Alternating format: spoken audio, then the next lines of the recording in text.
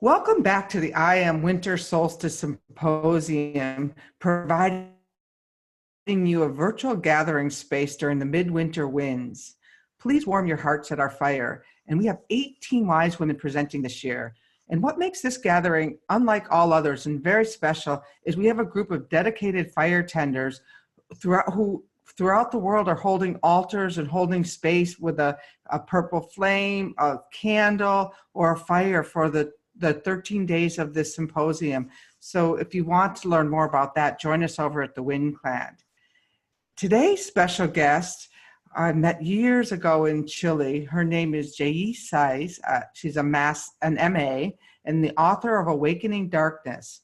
She teaches and she's a teacher and a shamanic practitioner who specializes in soul retrieval and who has worked with thousands of people worldwide since 1990. She is available for sessions, ceremonial book events, as an inspirational speaker, and to lead workshops on creative spiritual healing. Seis was the founder and president of a shamanic community educational nonprofit organization, Pachamama Inc., from 1998 to 2008. Her writing life began at 10 years old when she received the gift of a diary. She has written hundreds of journals since then, recording her life experiences. Awakening Darkness is her first published book. She has known since she was 15 years old that she would someday write about her experience at Elgin State Hospital. Seis created a new genre, Ceremonial Memoir, in order to bring light to the stories that are buried in the dark. And that's wonderful. And I too began writing at 10 when I received my first journal. I didn't know I was a lesbian at the time, and my stay at a mental institution came in my 30s after I quit drinking. So I'm really excited to share this time with you, and I'm sure our listeners at home are going to be really inspired by your gifts of ceremony, and welcome. Thank you, Renee. I'm so glad to be here, and I really appreciate all that you've done for the shamanic community, and also as a person who helps join us together with a shared intention as we have this time in our winter solstice season. Oh, we're thrilled to have you. Thank you. And I just want to include some of the people that I know and love in the southern part of the hemisphere of our world, because it's their going into their summer solstice. Mm-hmm. So I hope that they too will be listening and watching us. That would be great. And I always tell those people, just kind of flip the information on its head, for, how you carried that part of the darkness now that you're bringing forth into the light for what you're planting this season. And it's just as useful to pull those grains out, what you just came out of, just a little bit in retrospect instead of what you're going into. That's true. That's so true. Yes. Thank you. Well, I'd like to, I really enjoy the topic of darkness. The title of my book is Awakening Darkness. And so, what I have done in my life is really to live and to embody the courage and the willingness to embrace our darkness so that we can give birth to our light in a more whole and a balanced way. And that's pretty much my message through my own story of life. So I'd like to invite all of you now to join me by calling in sacred space, because when I pick up my drum and I sing my power song, I'm basically calling in the ancestors of this land and all the lands that whoever is listening, you, Renee, and everyone else is connected to. And sometimes we forget. Modern world helps us to stay in the present with a lot of things and a lot of situations that keep us on the surface of life. But in shamanism, we're encouraged to go deep, and shamans are masters of traversing the dark. And so we must become familiar with it and see all the treasures and jewels and mysteries that we can possibly embraced there. So through our song and through my song today, I'm inviting that mystery to come to us. So please join me. If you want to, I'm going to stand up.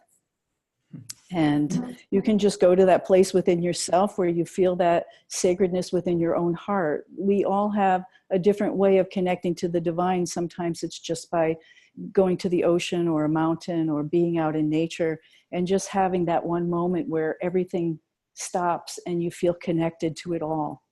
So that's what my song is about now, is really my song, sending my spirit out to connect to all that is.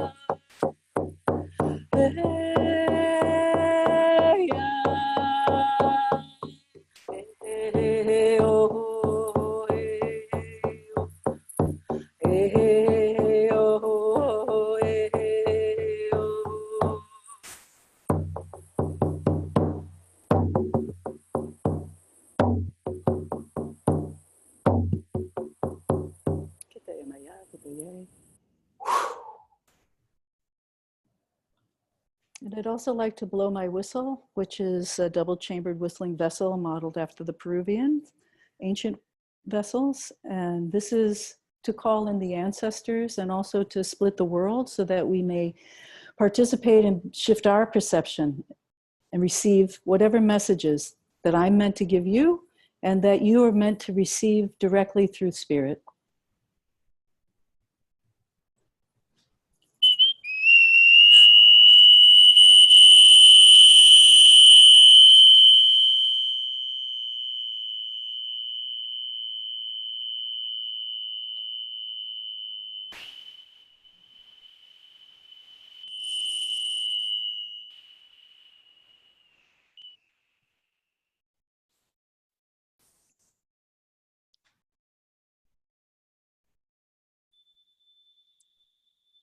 I give thanks to the spirits of this land, and I honor the four directions, the south, the winds of the south, the archetypes of the south, for being with us today. I give thanks to the west, the place of the sunset, where the spirit of darkness lives, that swallows the sun each day. And we trust this darkness to return to us, the sun, on the next morning. I give thanks to the north direction, the place where I associate the ancestors, the wise ones, the place of stillness, the place that we can access when we are between doing what we have been and becoming who we're yet to be. I call to the north now to be with us in this time and space where we each have made a sacrifice of our time, our energy, and our intentions to be here in this moment right now. And I give thanks to the east direction, the place of the morning sun. We give thanks to the rising of the light within each one of us. We give thanks for the clarity and the wholeness that it brings. I give thanks to our Pachamama, our Mother Earth. Sweet Mother, thank you so much for these lives that we live. Thank you for these bodies that we walk in made of you, that we will someday return to you.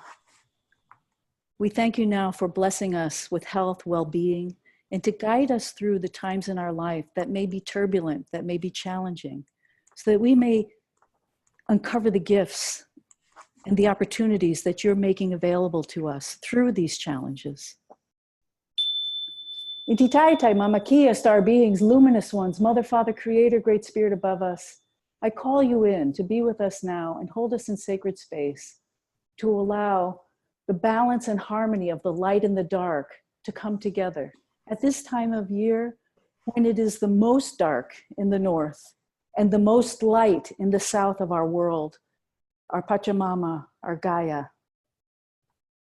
Let us know that that also exists within us, that we carry great light and also great darkness, and that there are certain times in our lives when there is a balance, an equinox within us of light and dark coming into wholeness. May we find that balance today by embracing the dark. Blessed be.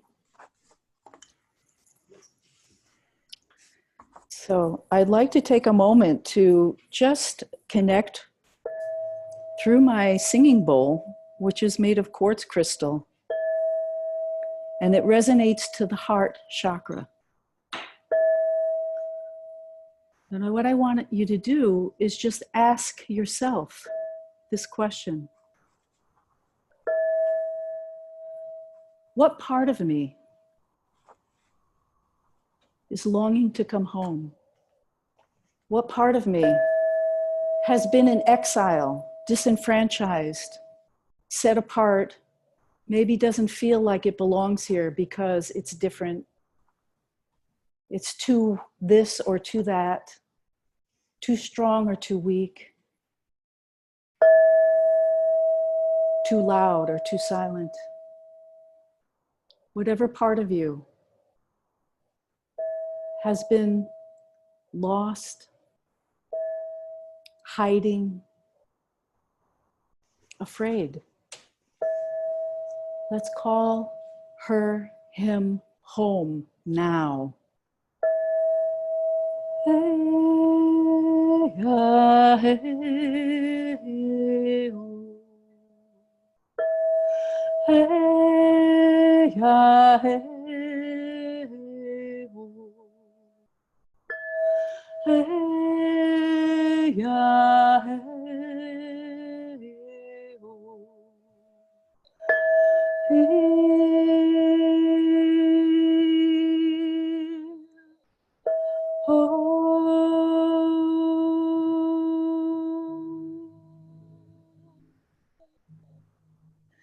Spirit of the wind, carry you. Spirit of the wind, carry you home. Spirit of the wind, carry you home to yourself. You are home. You are light. You are dark. You live within this home. Come home now. Come home to yourself.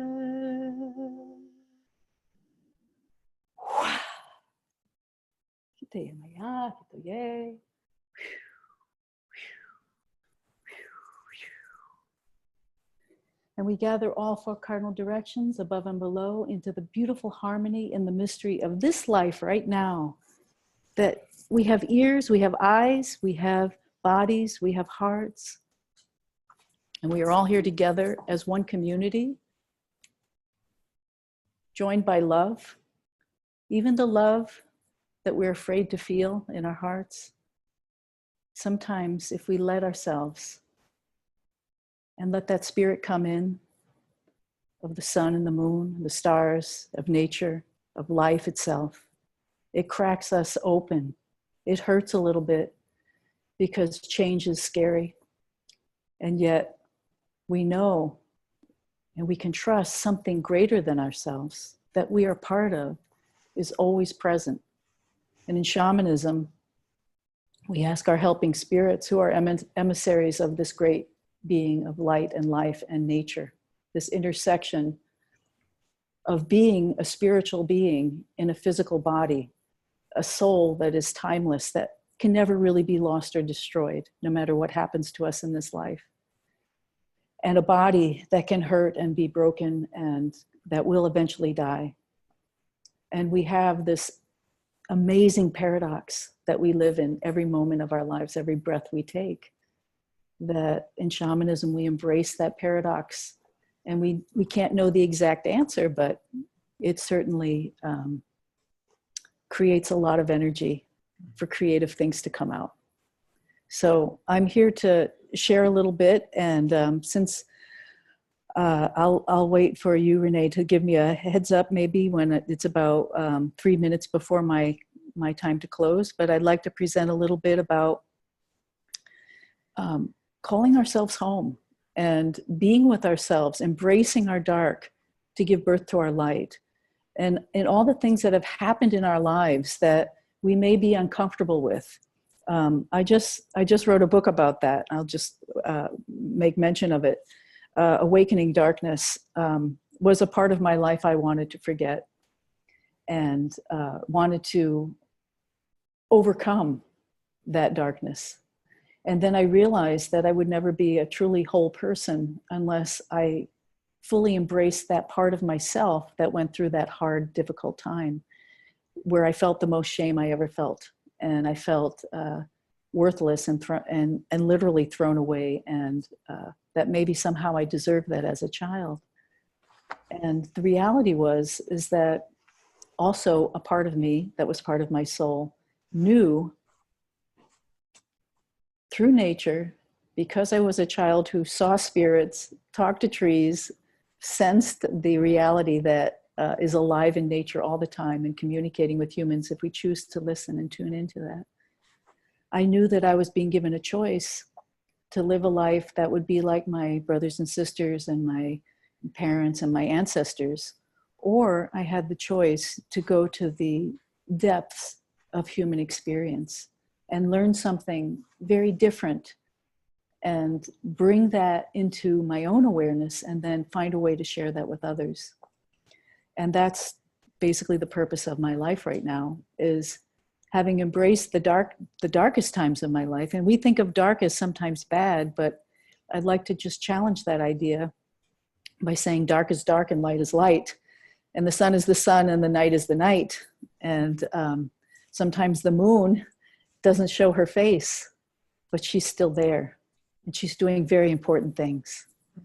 And so are we when we're in our dark and we don't know what it is. Sometimes we can't remember our dreams when we're sleeping. But if we didn't sleep, we would die. So we know we need that darkness. We know we need that time of nothingness in order to become something. So I embrace that darkness. I embrace not knowing. I embrace the no mind presence as a way of being more whole. And I encourage my students to do the same. The last almost 30 years of my life, I've been called into service as a shaman. I didn't decide to be a shaman. I always say I was drafted into service. People came to a workshop I offered for free in 1995. And then they just kept coming ever since, asking me for sessions. And I've continued to do them with people from all over the world at this point, just saying yes to spirit and yes to my calling. And I have the opportunity to be in service to people, to help them when they have trouble finding themselves, a part of themselves, and they know they're missing something. And for me, what seems difficult for other people is quite simple for me. I embrace this darkness. I move like a spider on the thread of connection between all things, and I don't get stuck. When I'm with my spirit helpers, which I work with the Great Mother, she's also an archetype that I wrote about. I'm especially close to the Dark Mother archetype, which is a maternal presence that comes from the earth and everything human, everything physical that happens in our lives, our illnesses, our giving birth, our joy, our making love, all of those experiences are part of the Dark Mother archetype. And the Light Mother archetype is part of the Divine Feminine, that is the visible, that is the spiritual, that is the beyond human comprehension, that is the divine, and all those things that we are also capable of. So in my work, I have heard many, many stories from thousands of people, the stories and the secrets they never tell anyone. And I've had them talk to me in my kitchen with a cup of tea and tell me with sometimes smiles on our faces some of the most difficult and challenging and shameful things that have happened in their lives. And what I do is what the Great Mother does, or the Divine Feminine, the presence of the spiritual presence, is just hold them in sacredness and hold them in love and hold them in this place of everything that I experience, everything that you experience is part of this incredible, miraculous reality of the soul in flesh in a body having experiences with other humans and the natural world that I hope that someday we can all be proud of and work together towards accepting. But in those moments when I'm working with somebody, I am bigger than myself, working consciously to be in service to whoever I'm working with, be it one person or a group of people as students, to bring the messages as I am today of what my human presence has experienced in this life and what I've come here to do and share with you, and to encourage you to share what you have experienced and to find that way to love and accept one another and to bring more wholeness to not only ourselves individually, but collectively. Because human beings are in trouble right now, and we know it. And, especially in this hemisphere of North America and the United States where I was born, and my ancestors have lived here for hundreds and hundreds of years. I'm very grateful for all I have in this life. And I also know that it's sometimes a big distraction of what's really important.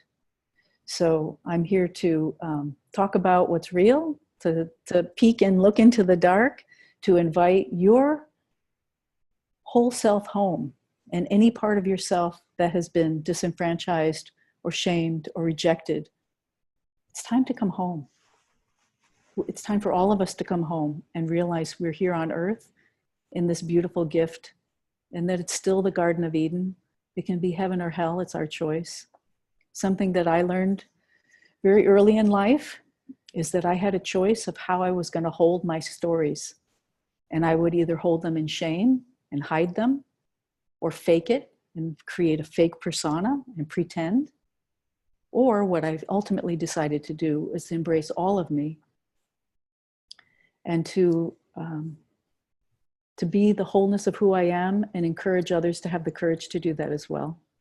So writing my book was one of the hardest things I've ever done in my life. But I embraced my little girl.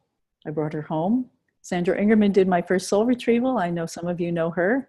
Renee's good friends with her also. And she wrote the foreword to my first book, Awakening Darkness. But, there's so much nature can do and our spirit helpers can do. And then we really need each other. We really need each other. None of us was born into this world without a mother. And Sandra Ingerman, for that moment, a long time ago, almost 30 years ago, probably 30 years ago, she brought a part of my soul back, part of my essence that had slipped out due to trauma that I was unable to gain by myself. And she birthed it back into me. She literally blew it back into me. And immediately, people noticed I was different when I went home from that time period in California. I was living in California at the time. Even my massage therapist said, Jaes, what's changed about you? You're about an inch taller. You fit differently on the massage table. Because I took up more space in my own body. I was home. And so it became something I said, I got to learn what this woman's doing. I've learned a lot in nature and from the natural world, but I've got to learn more about this particular thing.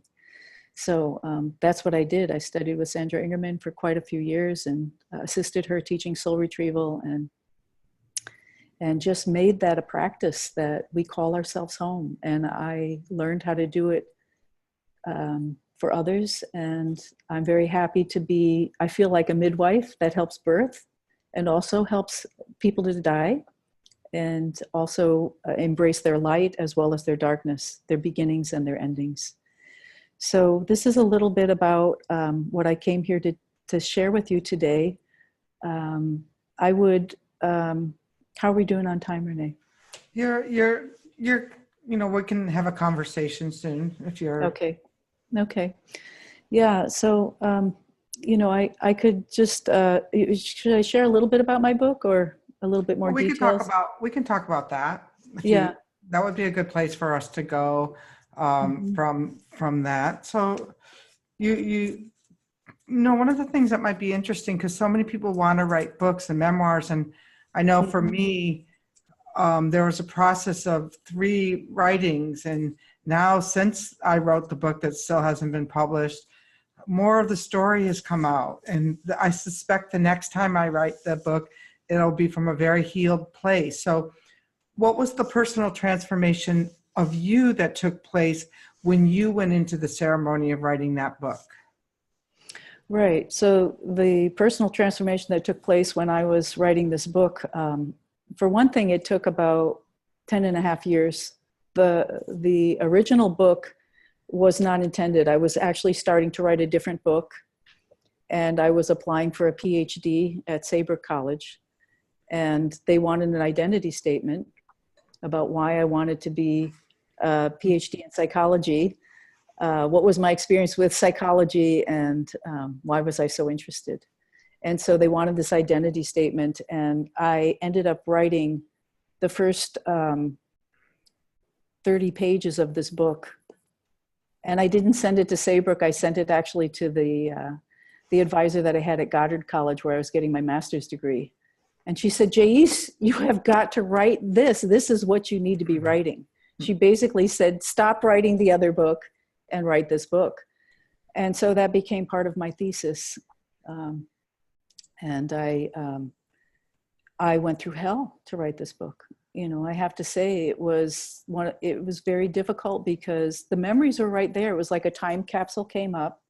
It was something that was buried. In 1968, I fell in love with my girlfriend. It was like I had a dream first, and then I had this very strong feeling of love and romance with a girl in middle school. And then when I started high school, I expressed that love to her, and she actually expressed that love back to me.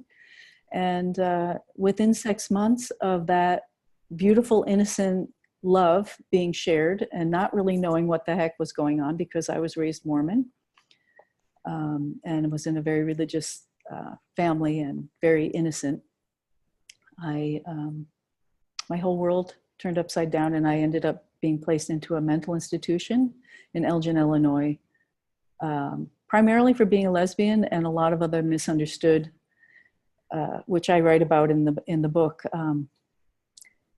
When I came out in 1968, being a lesbian was against the law. It was against religion, and it was considered a mental illness. And so my parents did what they thought was the right thing, and they listened to the authority figures, and I ended up in this place. And that's where I had to wake up. I mean, I woke up in such a big way. It was traumatic. I suffered a lot of losses, but in reality, I woke up and I cracked open so that I was able to encompass more than I would have ever been able to as reality. And I developed more compassion. I made a choice that I was going to love anyway, even though it got me in terrible trouble. I believed in love, and I fought the good fight. In a way, I lost because they never were able to, I never got a full discharge from the institution because I was not considered cured, because I was still demonstrating attraction and affection towards women in a way that was not allowed. So I was in there for 15 months, and then I had to be an outpatient till I was 18. But while I was in there, Stonewall happened, and I heard about it. And I said, I got to be part of that.